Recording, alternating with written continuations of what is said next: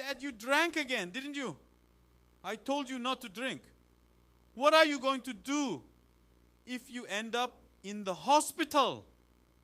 This is a scene from an old advertisement. A young daughter says this to her father, who came home after drinking. The daughter is young, but she clearly has a standard. She also has a mind that does not want to simply pass by someone who has broken that standard. The mind standing in front at this moment is CP. CP is the mind that says, this must be kept. When it sees something wrong, it wants to correct it. When it sees something out of order, it wants to organize it. It does not matter whether the other person is younger or older, family or a stranger. The standard appears first, and the mind that wants to set that standard moves first. So CP often appears in words like these. You should not do that. If you do that, something serious could happen. You need to do it properly. What must be kept should be kept. This mind does not arise only to press others down coldly. In many cases, it carries the wish, I hope things go well. But that wish often comes up firmly rather than softly. In existing transactional analysis, this is called critical parent. In Torbit TA, we will call it the firm self, CP. This name holds the core of this mind. It is the power to set standards, hold responsibility, and not leave disorder as it is. A person with strong CP usually has clear standards. Inside that person, there is a line about what is right, what a responsible attitude looks like, and what should not simply be passed over. A person with high CP often has high ideals. So rather than simply following, the person raises the flag of their own ideal. The higher that flag rises, the more people who agree with its meaning may gather around it. Leaders are often made in that way. A position does not always come first. Standards and direction may attract people first.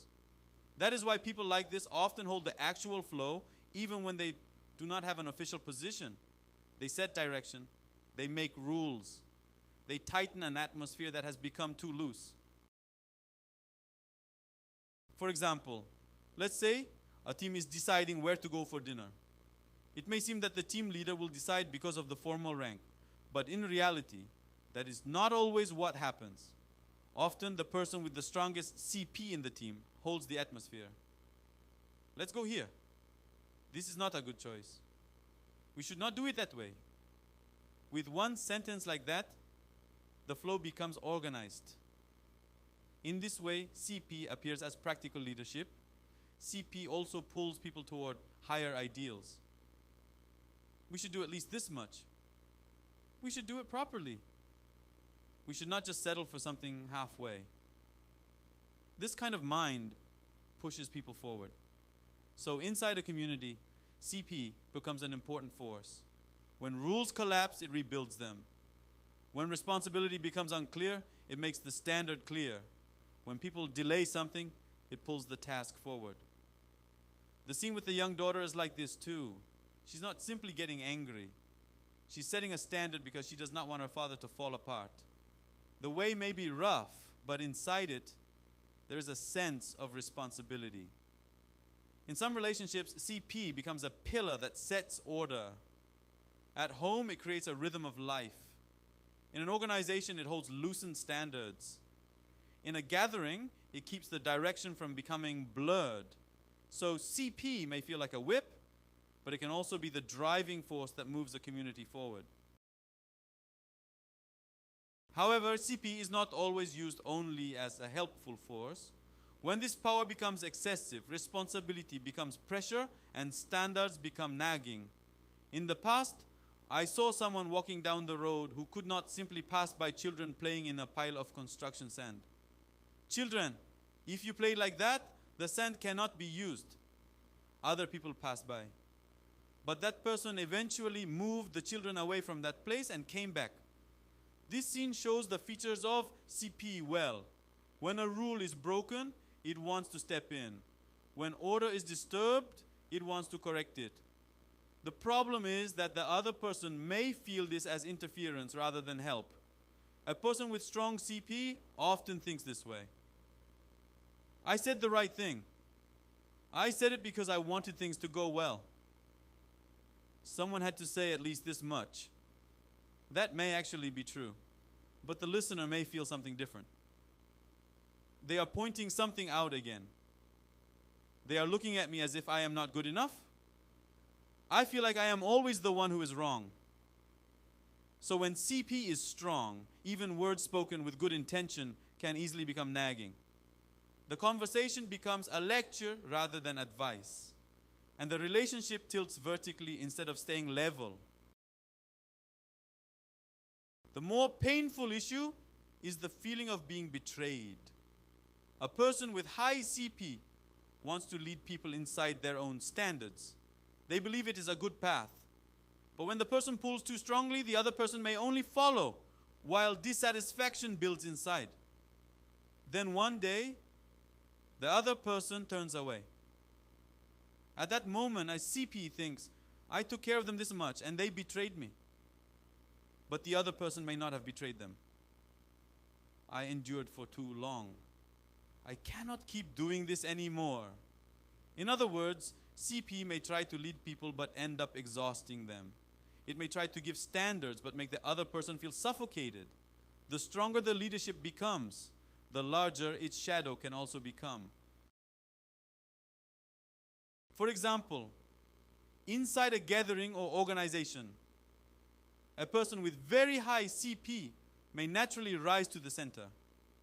That person has clear standards, wants to set direction, and strongly wants to lead the organization well. When this power is used in a healthy way, it appears as responsible leadership. But when the energy becomes too strong, it may lean toward gathering people who fit that person's standards instead of tuning the current flow together. Sometimes, even without intending it, similar people gather around that person. Then a group that was once one may split into two paths. In the end, the strong driving force of CP can build a community. But if it is not tuned well, it can also divide a community. It is similar in a couple relationship. When one person's CP is too strong, the other person can easily become the one who simply follows instead of expressing an opinion. Even if the relationship looks peaceful on the outside, dissatisfaction may be building inside. When both people have similarly high CP, both may try to take control. Even small issues become hard to yield on. The conversation easily becomes a power struggle rather than a discussion. In the end, CP is the power that sets order in a relationship. But when it is used poorly, it can also become a power that makes the relationship tiring. Some people had very strict parents, so the time to come home was clear. Another person may say there was no curfew on the surface, but after watching older sisters get scolded, that person still came home on time. This scene shows an interesting point about CP. CP is not always forced from outside. By watching a repeated atmosphere and repeated standards, a person may build those standards inside themselves. This can become power, and it can also become shadow. When it becomes power, the person can keep standards even when no one is watching. Self-control becomes possible. The person does not push responsibility onto others and can hold life so it does not fall into disorder. But when it becomes shadow, inner prohibitions and tension become too strong, even when no one is directly stopping the person. The person may not allow mistakes easily, may not rest even when rest is needed, and may become strict even toward themselves. We can also look again at the construction sand scene from earlier. To someone, that action may look like excessive interference. But from another angle, it is also the action of someone who steps forward when no one is taking care of the order of the community. In other words, even inside behavior that looks like nagging, there may be responsibility that cannot simply leave collapsed standards alone.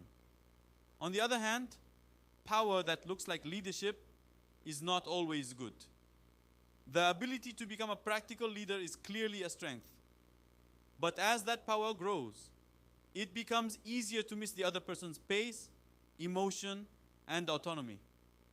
So what matters in CP is not removing this power. It is learning when to set it firmly and when to loosen it. When a standard is needed, it should be set firmly. But if the whip comes first at every moment, people become tired. When order must be kept, we need to speak. But when a relationship must stay alive, we need to listen. CP is not a bad mind. It is the power of responsibility inside a person. But if that power stands too far in front, it may press the other person down instead of helping the other person stand. So Torbit TA does not try to remove CP.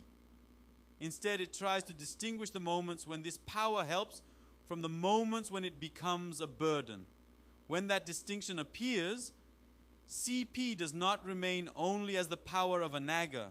It becomes a dependable pillar that holds the direction of life.